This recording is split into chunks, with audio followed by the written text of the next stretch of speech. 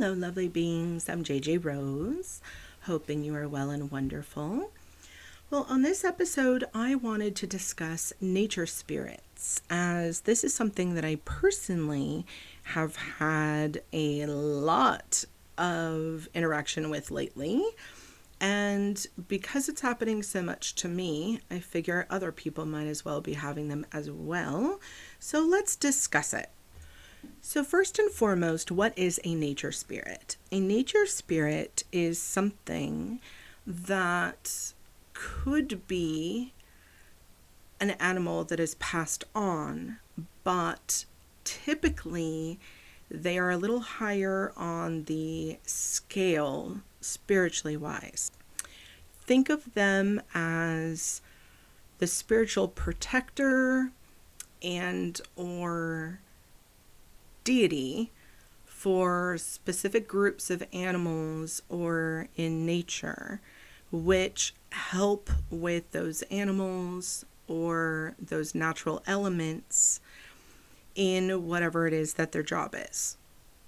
Now, I personally have come across these a few times as of late, and each time the interactions have been so wild, is one way to put it, and unexpected, that I thought I would do a small episode on sharing my experiences in case any of you out there have had something similar and have been wondering what in the world was that. So my first experience with this, I was actually doing a paranormal investigation with the team, and it was a pretty large parcel of land. So a lot of the land was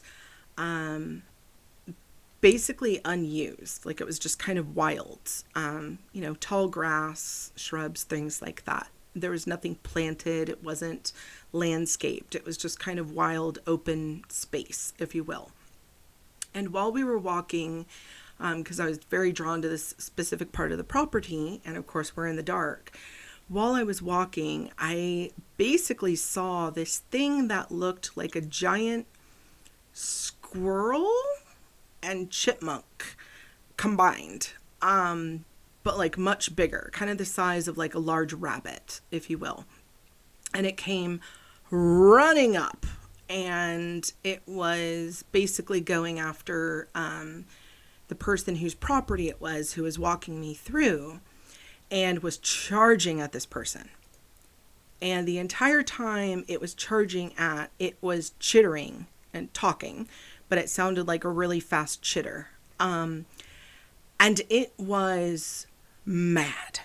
I mean, really mad. And it was to the point where, like, I knew it was going to basically jump on and attack the person that I was with. So I actually stood in front of it, in front of the person, and between it, and basically told it, like, I need you to stop. I need you to talk to me and explain to me what you're so mad about and what's going on. And then it slowed down, took a couple breaths, and basically, just really told me how it didn't like this specific person, and that this person was really mean and detrimental to its animal counterparts in the area. So I basically stopped and, asked the person, this thing is really upset with you. It's upset at whatever has been going on between you and this specific community of animals on this property. Like, why is it so mad? Because this person had previously told me they were an animal lover. And the person basically admitted that they had been shooting these little animals, these little critters. And they were a bunch of squirrels. And of course, I'm a little taken back because this person basically just lied to me before and told me they were an animal lover when they're shooting things unnecessarily. And they weren't shooting them for food or anything. It was more for sport. And, they used the excuse of, oh, well, they kept biting into this, that, and the other, and so we had to keep them off the area. But, that thing and I both knew that was a lie. So basically I got the thing to calm down, and, the person apologized to it, and basically the thing was like, well, there's nothing we can do about it now, and, your apology falls on deaf ears, if you will. And then the thing basically looked at me, and it was so sad And I just, my heart opened up because obviously this poor little spirit is so upset. And I said, what can I do to help you? Because obviously it's upset and it's alone, and I understand why now. And it basically asked me if the remainder of my time that I was going to be on this property, if it could stay with me. And I said, okay, that's fine. And, we made clear boundaries as to what may and may not happen. And this thing basically jumped up and sat kind of like the way like a koala would sit on my hip and just hugged me on my side. And, I was there for another, 4 or 5 hours, something ridiculous like that. And this thing stayed with me the entire time. And I would check in with it every once in a while. And it just says, I love the mother energy that you have. And it was so lonely. And I get a little choked up when I'm talking about this, because to see any entity, let alone a living thing, be in that frame of energy where it was so sad and so alone and so upset, it just, pulls on my heartstrings.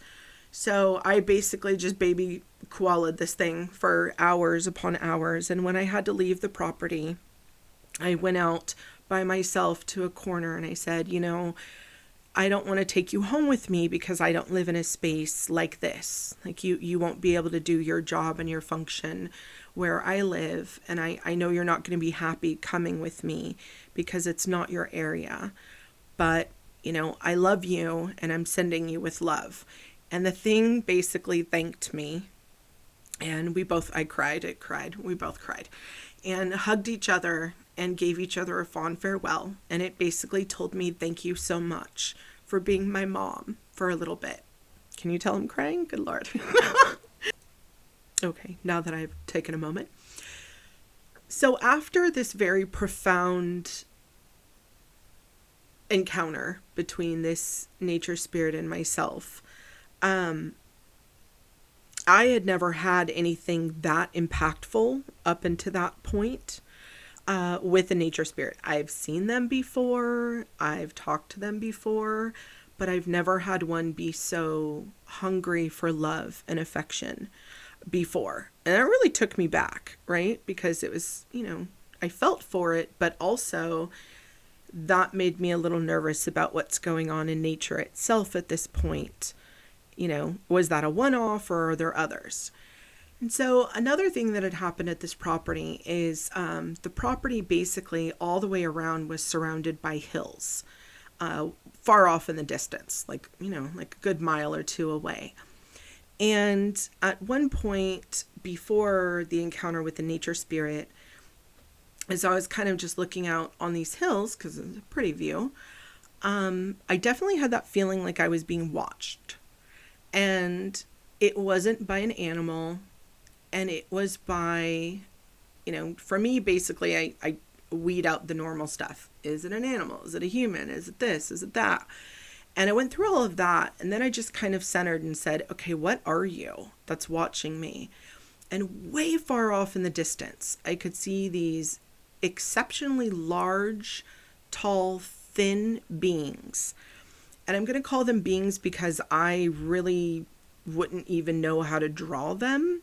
The cross between like a tall sapling tree with some human-esque type features, like a face-ish, legs-ish, but not really.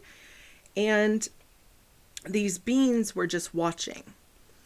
And so finally I tuned into them a little bit more and said, can I help you? Is there something going on? Are you upset by me being here? Or is there a message you want to convey? And I didn't have much total interaction with them other than them basically acknowledging me and saying, we are here watching. And I'm like, okay, cool. Because I'm here, you're here, you can watch me, I'm pretty much going to watch you. But I had known these beings existed because obviously, I've lived plenty of years, and I've lived in more nature-filled areas than I do right now. And I remember being young and being told that there were watchers in the woods and within the forests and mountainous areas, and that their job was to basically kind of watch and make sure that the area that they were watching was well taken care of, and that no one was coming on to those lands to do bad. And this goes back even to Native American beliefs, and I was even taught that through First Nation Native Americans when I was young, as I've had a whole plethora of people in my life from all different backgrounds. So that wasn't a very new concept to me. It was newer in me actually interacting with them. I'm sure I did maybe as a child, or I knew they were there. But I was in a pretty remote and sparse area, so, there weren't too many people within this range. Now, we're going to fast forward, and about a month or two ago, I was taking a walk with a friend of mine who lets me talk about spiritual stuff, but she herself, she would probably tell you she's more religious than spiritual. Never really had any, ghost encounters or anything like that to speak of. And she's just a very sweet and endearing person. She's just very kind. And so we're taking this walk, and I'm kind of telling her of some stuff that had been happening for me spiritually, that was happening and seeing, and things going on in my life. And we start hearing things. And it's not abnormal to hear things, but we were kind of walking at a later time. So there weren't people that we were expecting. But, we would turn around and hear like something jump into a tree. I would turn around and be like, it's dark. The squirrels aren't out right now, and there's not really birds out right now, and you didn't hear anything. And then I would see these nature spirits kind of jumping in the trees. But what was interesting is she was hearing them too. So it wasn't like, just I was hearing and seeing it. She would physically stop and turn around and look like, what just jumped into that tree? That's kind of odd. And I'm seeing it, but I'm not saying too much because, I respect her and her beliefs, and I also don't want to freak her out, right? So we keep walking, and this has happened now another like 2 or 3 times, and we're now seeing things run in front of us.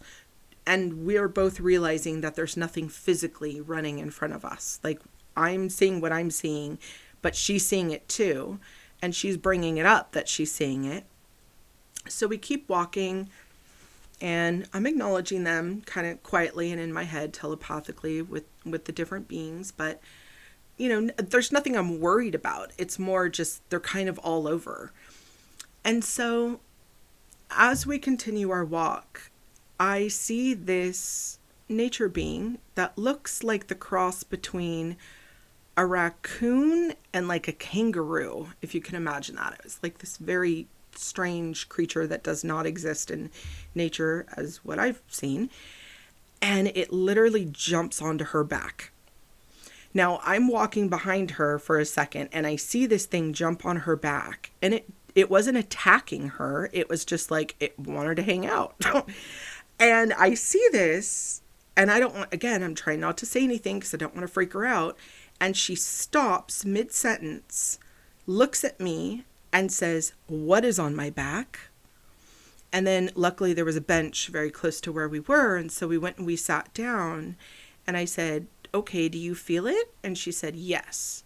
And I said, "Close your eyes and tell me what you see." And so she does. She closes her eyes and tells me, "I see this little creature. It kind of looks like a raccoon, but it's bigger, and its legs are kind of weird." And I'm like, "Oh, okay."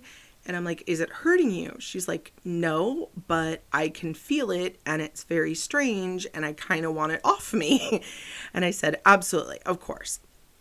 So I have her just kind of breathe, and then I coax the thing off, and then I ask her, I said, "Can you open your eyes and tell me if you can see it?" And so she opens her eyes and she looks around. She looks right in front of her and she said, "It's in front of me and it's dancing," which I'm seeing this, but I want to see what she's seeing, right? So I'm kind of asking her without telling her what I'm seeing in advance so that I can see what she's getting from this thing. And it was really adorable because here's this little raccoon kangaroo looking thing that basically is doing like this weird little dance in front of her, standing up. And she said, "Why is it here? Like, why is it on, like, why did it jump on me and why is it here?" So I started talking with it, and it basically told me that it really loved her sweet maternal energy. And I thought that was interesting because that harkens back to the experience I just told you about months before. And I said, okay. I said, well, she's a little uncomfortable with it, with you being on her. So if you'd like, you can walk with us, but I don't want you too far away from your area because we're about to leave our more nature area and walk more towards a neighborhood. And it said, if it would be okay, I would like to walk with you for a little bit. And I'd like to hug her if she's okay with that before I leave. So it hung out with us for a while. And then all of a sudden, as we're walking, this house that is abandoned, and it's abandoned because it has one of those big old signs up in front of it that it's going to be demolished pretty soon. There's a bush by it, and the bush just starts moving on its own.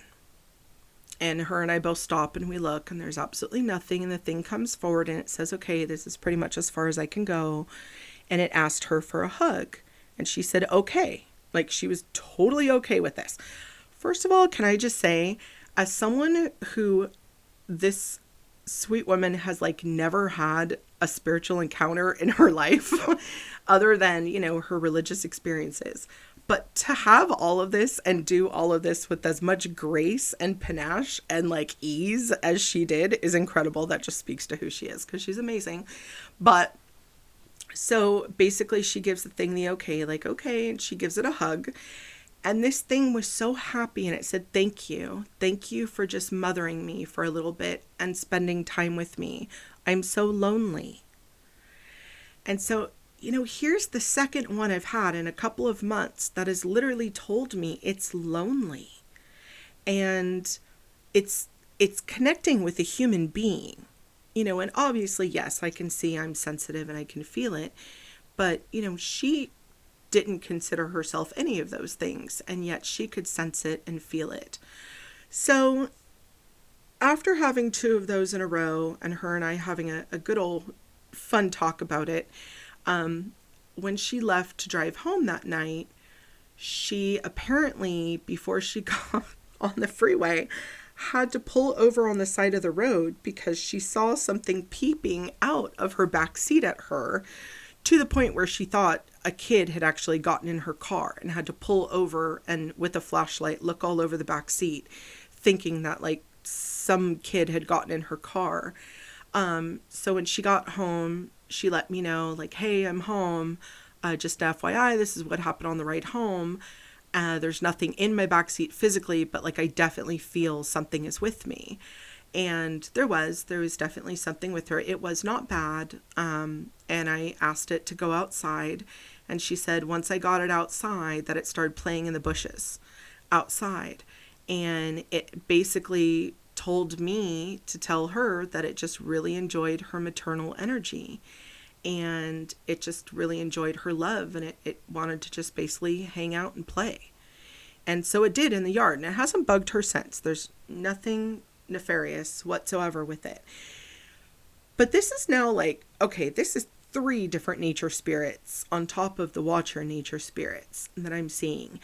And I don't talk a whole lot about these things with people that I know, but I ended up having a conversation tonight with someone and this person basically was telling me that they had an encounter pretty similar and really, really urged me to do an episode on it, which is why I'm talking about it. So here's a couple things that I'm getting on the nature spirits. The first is the fact that they're reaching out to human beings for love and that all of them felt very alone and very sad, and we're craving that maternal energy.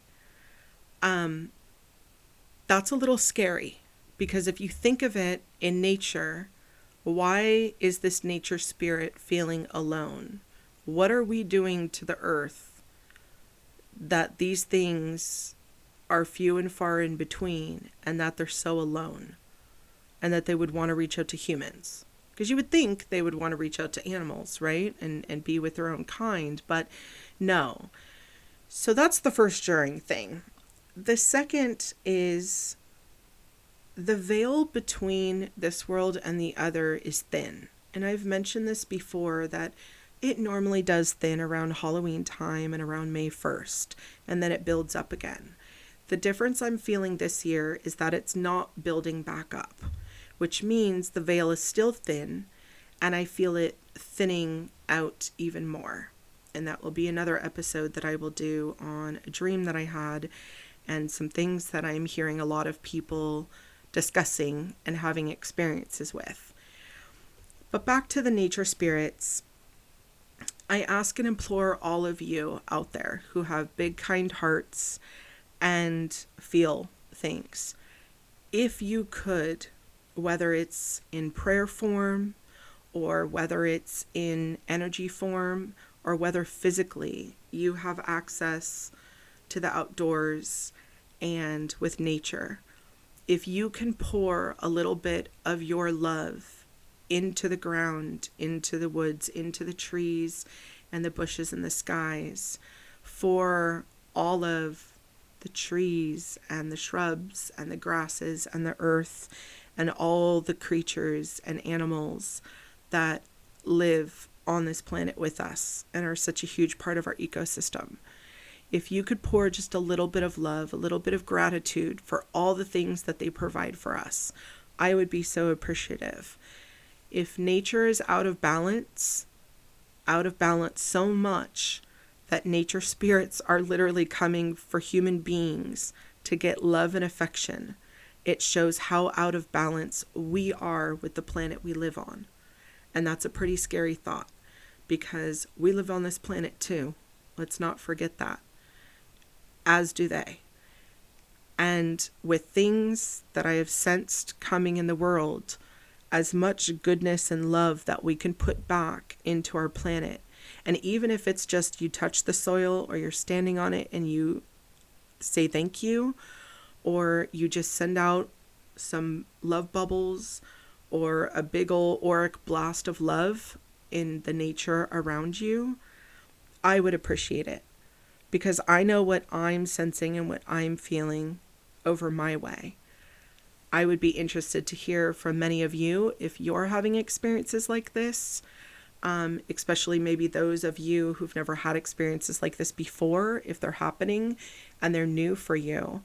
And also, something else that I have noticed is the amount of divas, which are, they're kind of like fairies, but a little different, where they work with the plants, and the gnomes who work with the ground, and the fairies and the elves and all the things that work within the earth. I am not seeing as many of them as I normally do. And I know obviously it's fall in my part of the hemisphere, and so therefore, production might be a little bit low. And I'm used to seeing a little bit of a drop off at this time of year, but not this much. And that also is worrying me as well. Because again, they serve a very, very important function on our planet. And again, if I'm not seeing them, and these nature spirits are telling me that they're lonely and they're sad and they miss maternal energy, again, I'm a little concerned. So my ask of all of you is, when you're outside, when you're of nature, when you're in nature, if you go on a walk, if you go on a drive and you're seeing beautiful trees in nature, if you could just give a little love and gratitude back. That would be so helpful and so kind. And let's see if we can restore the balance a little bit more for all of you. Thank you.